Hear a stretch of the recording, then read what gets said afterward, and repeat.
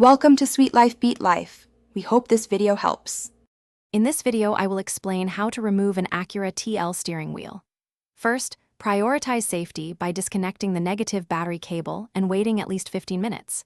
This allows the airbag system to fully discharge. Next, confirm your front wheels are pointed straight ahead. This is crucial for proper reinstallation.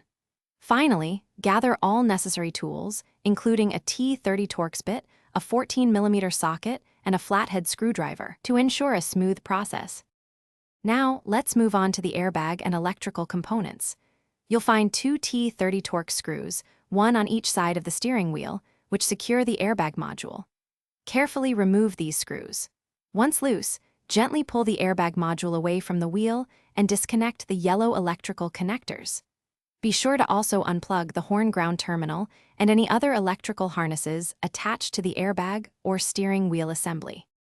With the airbag safely out of the way, it's time to remove the steering wheel itself. Before you do, use a marker to clearly mark the steering wheel's position relative to the steering column. This ensures perfect alignment when you reinstall it.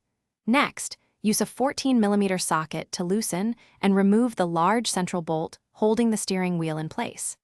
If the wheel feels stuck, a steering wheel puller can be used to safely free it from the column shaft.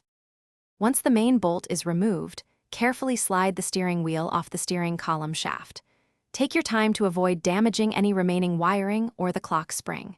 If you're installing a new steering wheel, remember to transfer any necessary switches, covers, or other components from your old wheel to the new one. Reinstallation is simply the reverse of these steps, ensuring all connections are secure and torqued to specification.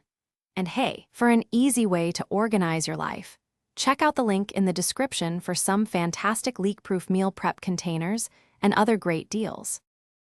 Thanks for watching. Consider subscribing if we helped you.